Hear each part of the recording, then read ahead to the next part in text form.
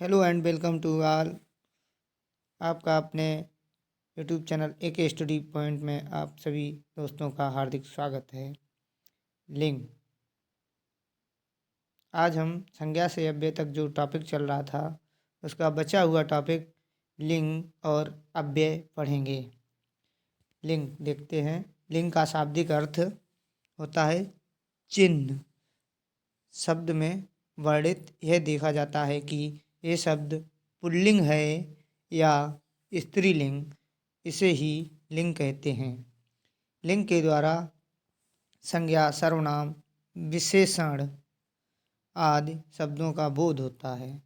लिंग का निर्धारण हम 3 तरीके से कर सकते हैं। कितने तरीके से? 3 तरीके से। रूप के आधार पर, प्रयोग के आधार पर और अर्थ के आधार पर।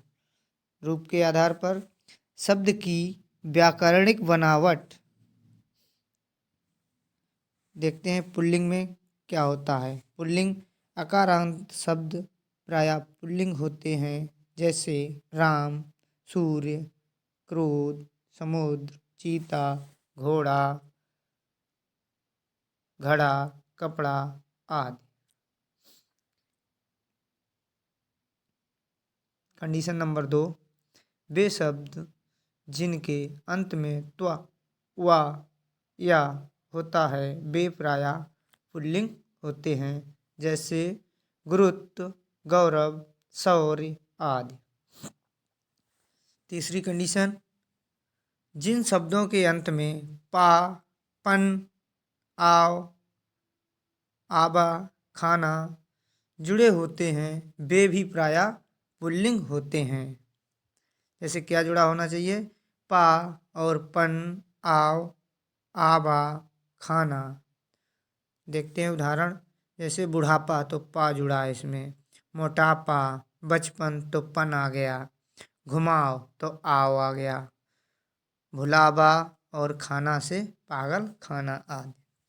देखते हैं स्त्रीलिंग शब्द कैसे होते हैं। स्त्रीलिंग शब्द अकारांत शब्द स्त्रीलिंग होते हैं, जैसे लता, रमा, ममता आदि।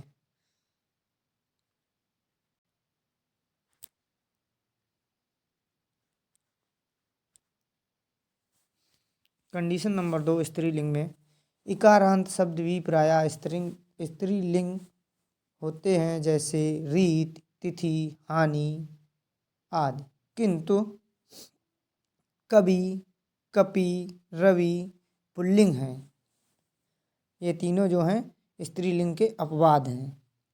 इकारांत शब्द प्रायः स्त्रीलिंग, जैसे नदी, रोटी, टोपी। किंतु अपवाद में हाथी, दही, पानी पुल्लिंग हैं।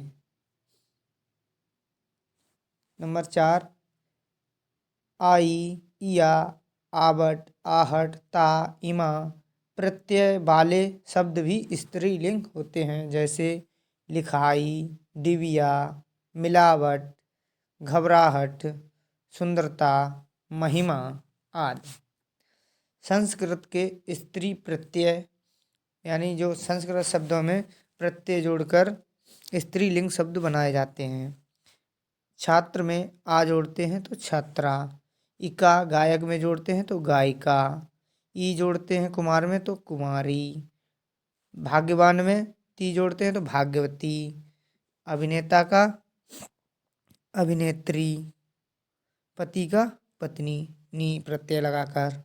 इसी तरह से महोदय में आ प्रत्यय जोड़ा तो महोदय, गायक में इका प्रत्यय जोड़ा तो गायिका, पुत्र में ई प्रत्यय जोड़ने से पुत्री, श्रीमान में ती प्रत्यय जोड़ने से श्रीमती, नेता में त्री जोड़ने पर नेत्री, भिक्षु में नी जोड़ने पर भिक्षुणी।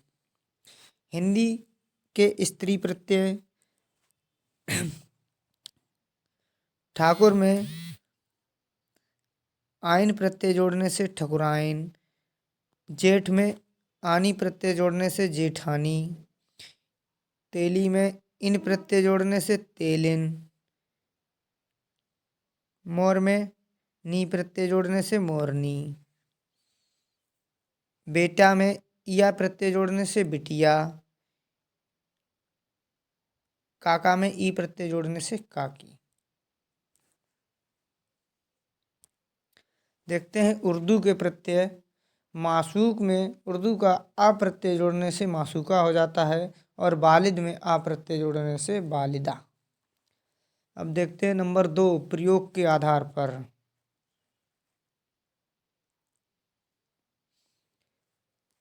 अभी हमने देखा था पीछे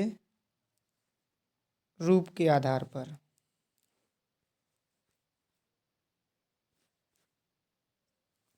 प्रयोग के आधार पर लिंग निर्णय के लिए संज्ञा शब्द के साथ प्रयुक्त विशेषण, कारक चिन्ह एवं क्रिया को आधार बनाया जा सकता है। जैसे राम की पुस्तक, तो पुस्तक है स्त्रीलिंग। राम का चाकू, चाकू है पुल्लिंग। राम ने रोटी खाई, रोटी और खाई दोनों शब्द हैं स्त्रीलिंग। अर्थ के आधार पर कुछ शब्द अर्थ की दृष्टि से समान होते हुए भी लिंग की दृष्टि से भिन्न होते हैं। जैसे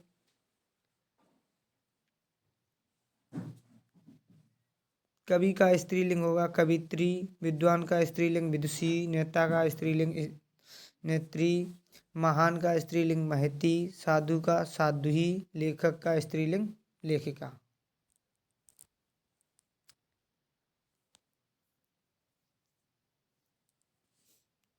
अव्यय ऐसे शब्द जिनमें लिंग वचन कारक का कोई प्रभाव नहीं पड़ता है, अव्यय कहलाते हैं। अव्यय के 4 भेद होते हैं।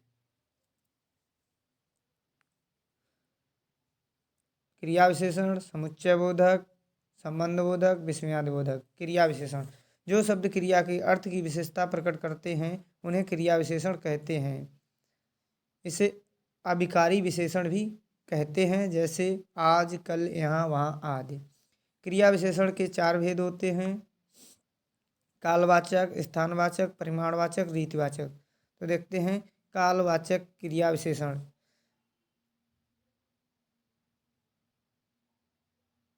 जिन शब्दों से क्रिया के होने का समय ज्ञात होता है उन्हें काल वाचक क्रिया विशेषण कहते हैं। जैसे आज, कल, जब, तब, प्रातः, साय, रात भर, दिन भर आदि। समयवाचक में आज, कल, परसों, अभी, तुरंत आदि। अवधिवाचक में रात भर, दिन भर, अभी अभी, रोज आदि। बारंबारतावाचक में कई बार, प्रतिदिन, हर बार आदि। स्थानवाचक क्रिया विशेषण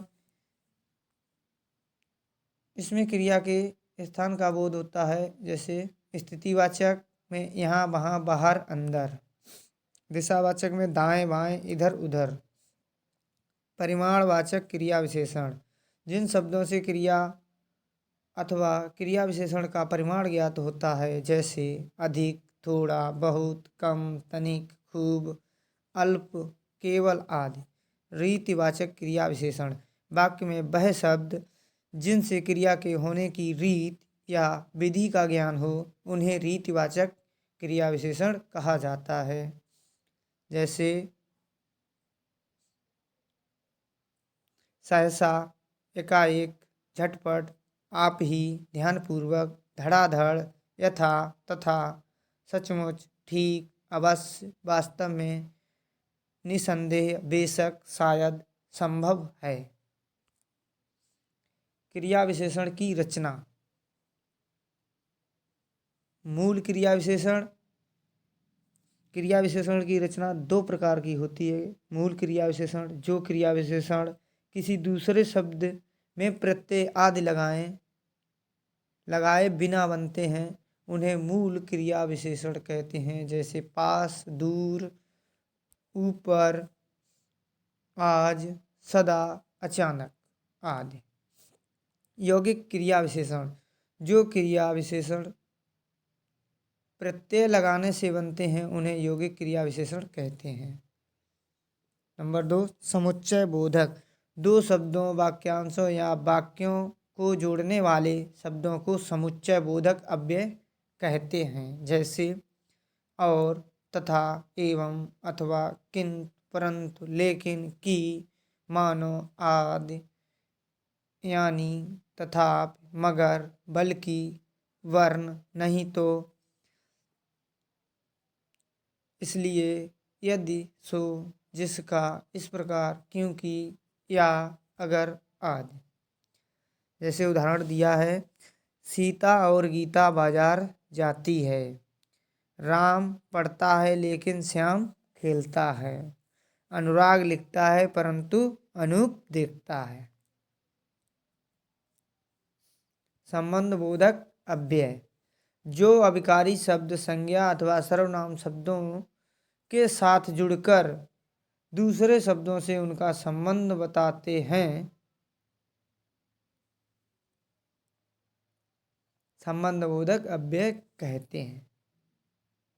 जैसे साथ, बार, बाद, पहले, ऊपर, संग, आश्रय, बिना, भरोसे आदि। उदाहरण, विद्या के बिना मनुष्य पशु है, जल के बिना जीवन अधूरा है। विस्मयादिबोधक जो अभिकारी शब्द हमारे मन के हर्ष, शोक, घृणा, प्रशंसा, विस्मय आदि भावों को व्यक्त करते हैं, उन्हें विस्मयादिबोधक अव्यय कहते हैं। जैसे अरे, ओह, हाय, ओफोहे आदि।